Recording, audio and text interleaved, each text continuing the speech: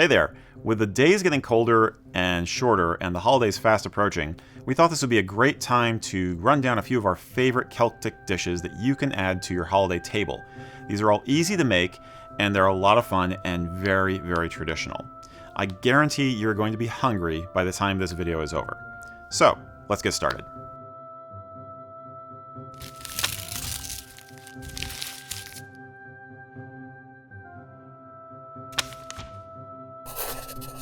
Cullen Skink. Cullen Skink is a famous dish in Scottish cuisine. Hearty soup that is traditionally made with smoked haddock. The soup's name comes from the North Sea town of Cullen, where it originated. Skink is the Scottish term for a knuckle, shin, or hock of beef. This soup was invented at a time when people in Scotland could not obtain much meat, and locally caught fish was just much cheaper and much handier. Using the term skink was probably originally a sort of a joke, but it stuck.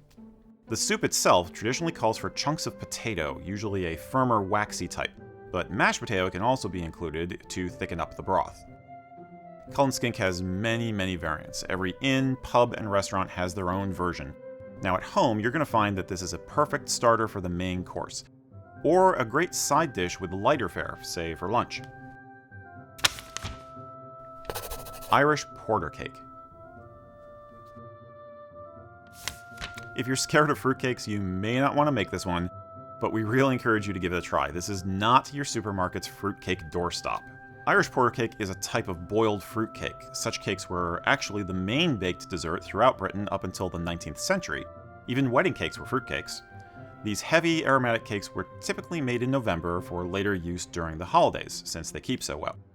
Now, the secret process in the Irish version is to simmer dried fruits in a bath of porter or stout, butter, and brown sugar. For ours, we used a mix of currants, cherries, blueberries, and golden raisins. Of course, the alcohol cooks off in the boil, but a rich malty beer flavor will remain in the cake. Most recipes will tell you the cake tastes best 2 or 3 days after baking. It just gets better and better as it matures. Modernly, you can keep a porter cake in an airtight container to stay fresh throughout the season, but the more traditional and tasty method is what's called feeding the cake. Feeding the cake means pouring whiskey, brandy, or ale over the cake once a week while turning the cake over to make sure it's covered evenly. For best results, wrap the cake in some cheesecloth. The alcohol will keep the cake moist and fresh for weeks, and of course adds extra flavor and aroma. Scotch Pie. Scotch pies, also sometimes called shell pies, have been around for hundreds of years. A close cousin of the Welsh pasty, this rustic entree is a simple double-crust pie filled with minced meat. That's ground meat if you're in the States.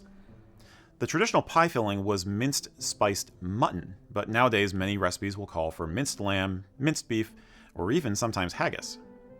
The secret to the mouth-watering flavors and aromas of this dish is, of course, the spice blend.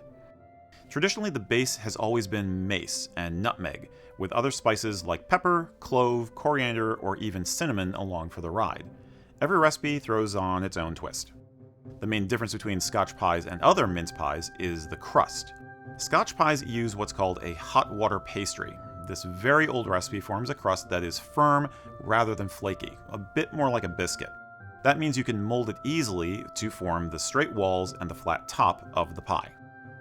The lid of the pie is usually about 1 centimeter or so below the edges of the sides, so you can put extra toppings on top, but still have a pie you can hold in your hand.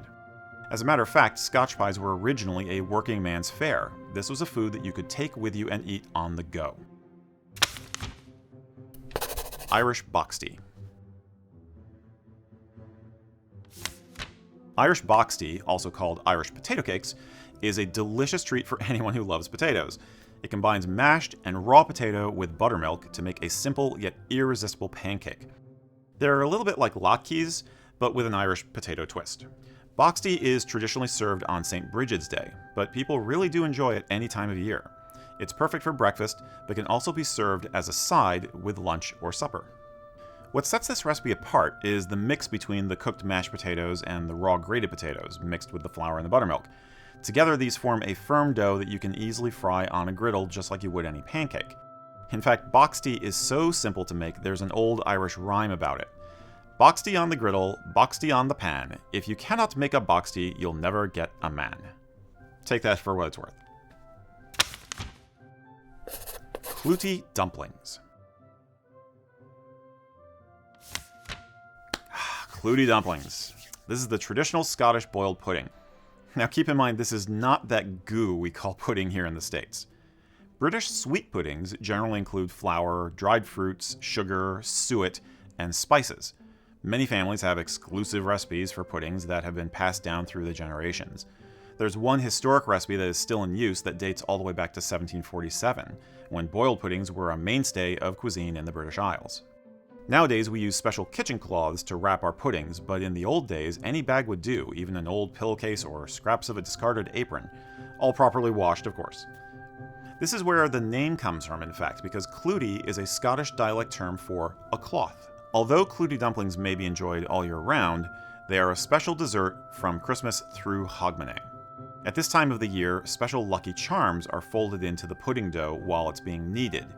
These small metal objects represent a silver sixpence, a ring, a wishbone, a button, and a thimble. Now, only 3 of these charms are truly lucky. The sixpence represents wealth, the ring represents impending marriage, and the wishbone represents dreams come true. The remaining 2 are curse symbols. If a man gets the button, it means he's doomed to be a bachelor. Similarly, if a woman gets the thimble, it means she will be a spinster. Kind of a bummer for a holiday treat, but, you know, nobody really takes this stuff seriously anymore. Or do they? Charms or no charms, Cootie Dumpling is actually easy to make and deserves a place on your table. Serve it warm with traditional custard sauce, a whiskey sugar sauce, or even ice cream. You are going to love it. Irish Lamb Stew. Traditional meat stews have been a mainstay of the rural Irish for generations, because stews are easy to prepare and very nutritious. You could use up all sorts of odds and ends in the kitchen and let the stew simmer all day on the back of the stove while you did other work. Of course, recipes vary from farm to farm, but the classic Irish stew is something anyone can make. The best version starts with lamb as the protein. Lamb or mutton was a meat of the common man, since sheep were easy to raise and a big part of the rural economy in both Ireland and Scotland. Now, if you don't care for lamb, you can always use beef instead. The stew we chose to make here used both. The best practice is to cut up the fresh meat yourself. Don't settle for cubed meat from your grocery store. Cutting your own lets you choose the size of your cubes and allows you to pick the most tender bits. You can also opt for leaner cuts of meat if you want. The other core ingredients that pair well with the meat are sautéed yellow onions, thickly sliced carrots, and a mix of russet and waxy potatoes.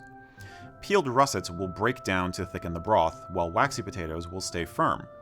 We used baby golden potatoes for ours. Now, if the potatoes aren't Irish enough for you, there's another secret ingredient some cooks like to add: stout.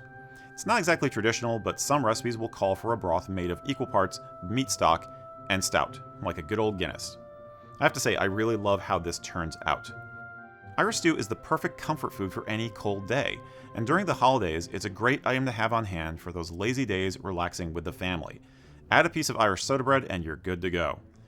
So, those are just a few of our favorite Celtic dishes to try. Remember, you can incorporate these into any special meal, whether it's Thanksgiving, Christmas, or even just a Sunday dinner. Why put off such wholesome pleasures? Now, if you have a favorite Celtic dish, a favorite family recipe, tell us in the comments. By all means, we would love to hear them and probably eat them too. In the meantime, check out these other videos on Celtic culture over here, and have a great holiday season.